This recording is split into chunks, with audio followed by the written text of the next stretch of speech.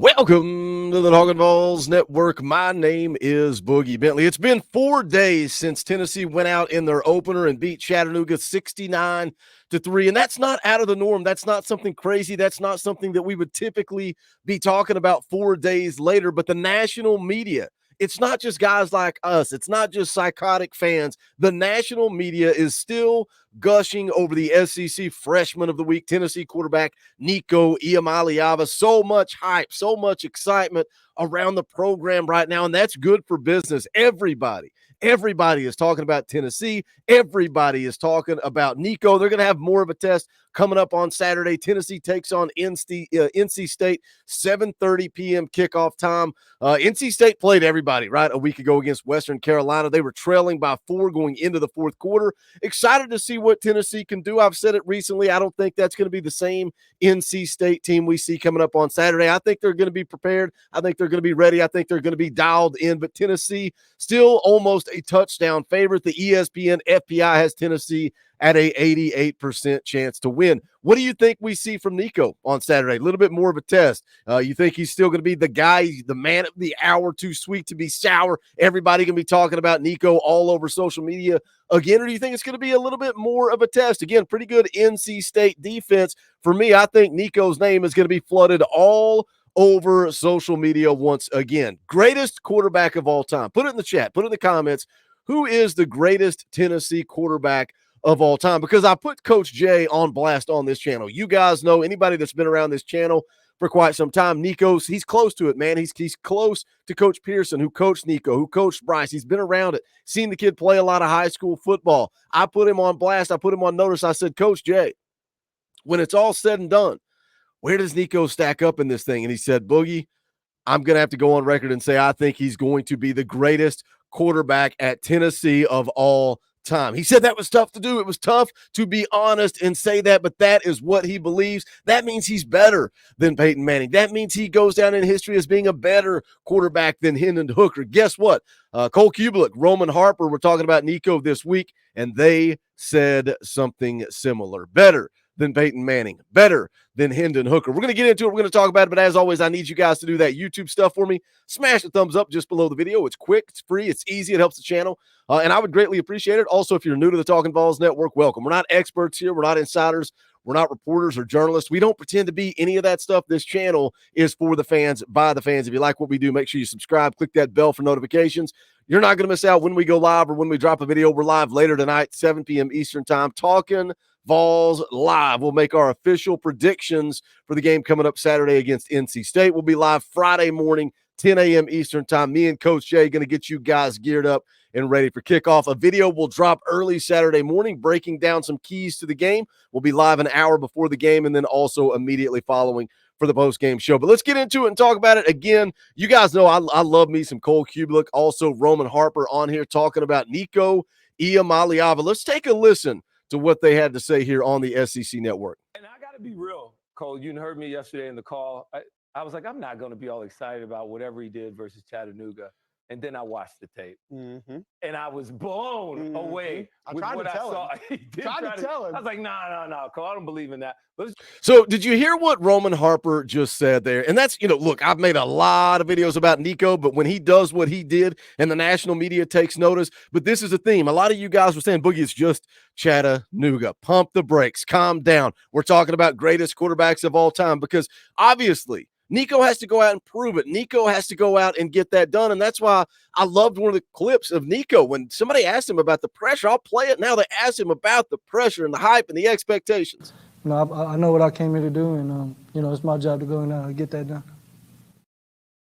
Cool, calm, and collected. I know what I came here to do, and now it's my job to go get that done. But something I have seen in all the national media, everybody that's talking about Nico, they all say the same thing. I was just going to watch the game, wasn't going to put too much into it because it's just Chattanooga. But then, like Roman Harper just said, but then I watched the tape, and I was blown away. That is a common theme. I love that Brent Hubbs, he was talking about it earlier this week and said, what Nico went out and did would be impressive for routes on air with no defense on the field, his ball placement, the location, and that's something Roman Harper gets into here in just a second. Let's take a listen as he breaks down a couple of the plays from Saturday's win over Chattanooga. Let's just go to it right now. Show me what you liked.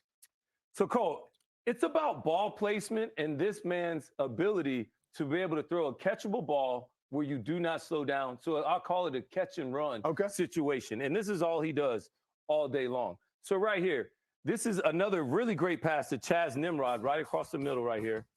If you don't see it, it's going to be, he's going to show up right here on our screen here. And let's just look at his ball placement. Nico's got his feet underneath him. And let's just look at this. Oh, look at that ball placement. Look at where he catches the ball. Linebacker's right there. So second level throws right there. Well, now I'm able to put enough zip on it to where I get it over the linebackers, but then right in front of the secondary players. Sorry about that. Take that back. These linebackers, that linebacker depth is more than normal, correct? Yes, beyond normal. So you're going to get these guys at what? They see a little pass, but they're at 10, 12 yards.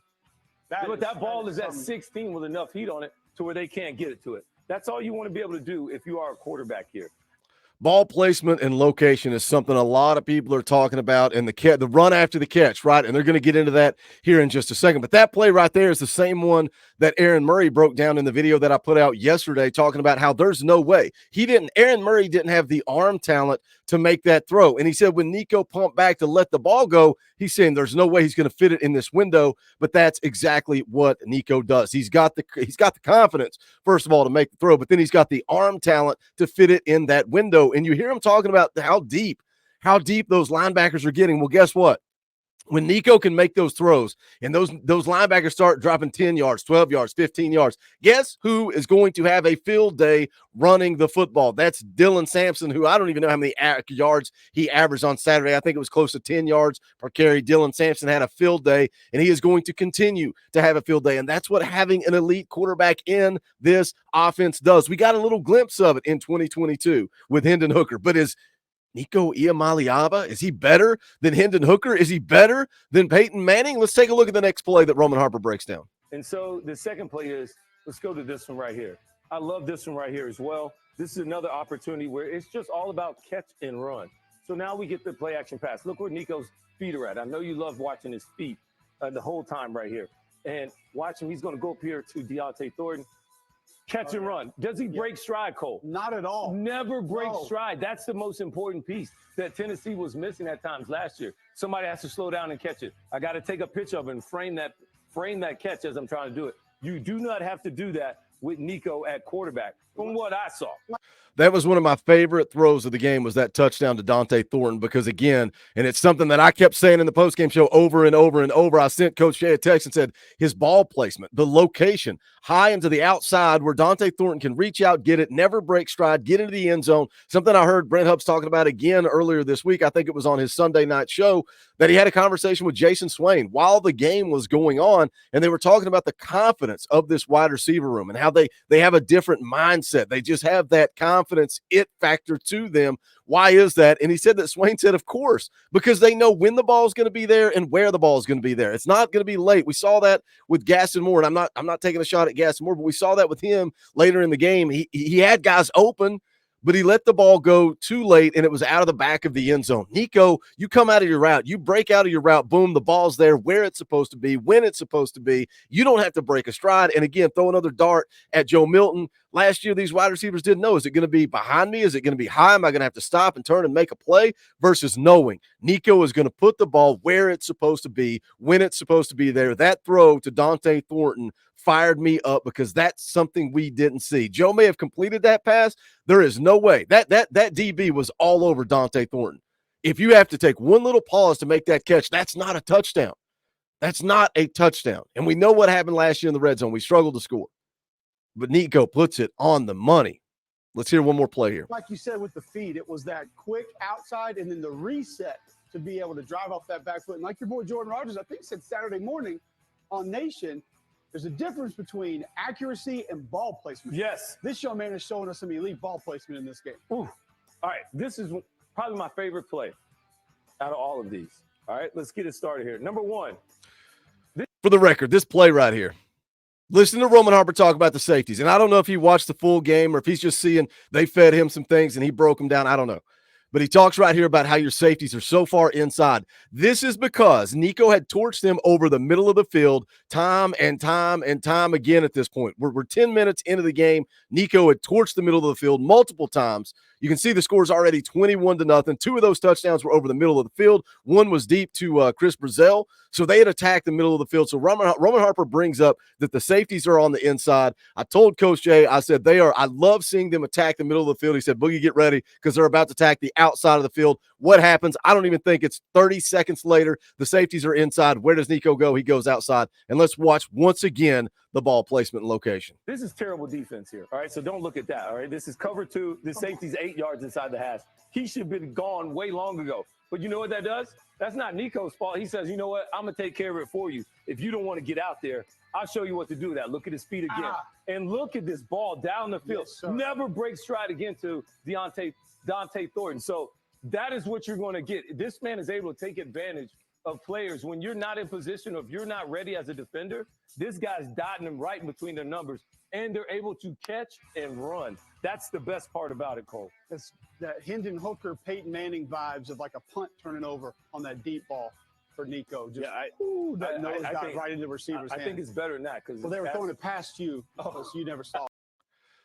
I think it's better than that. Roman Harper said, I think it's better than that. He compares it to Peyton Manning. He compares it to Hendon Hooker, and Roman Harper says, I think it's better than that. Look, you guys know what this channel is all about. For the fans, by the fans, die-hard, passionate, psychotic Tennessee fan. But I love listening to people that know way more about football than I do break it down and tell us just how good Nico is. Is he better than Peyton Manning? Is he better than Hendon Hooker? Time will tell. Nico's got to go out and prove it on the field, but he's the type of guy that's got that confidence. He's got that swag. He's got that it factor. And, oh, by the way, he's got the talent. So the future is bright. What do you think about it? Jump into the comment section. Let's talk about it. As always, make sure you guys smash the thumbs up on the way out the door. Go check out the Talkin VAWLS merchandise, bonfire.com/store/Talkin VAWLS. There's a link in the description below. And shout out to the members of the channel. All you guys that have a Power T beside your name, I appreciate your support. Could not do this without you. You want to support the channel, think about hitting that join button. It's just $1 a month, and you keep the lights on around here so we have the opportunity to talk Tennessee football all day, every single day of the year. We appreciate you guys. But that is going to do it for this one. Tune in tonight, 7 p.m. Eastern time for Talkin VAWLS Live, because this is the Talkin VAWLS Network. My name's Boogie Bentley. Go Big Orange.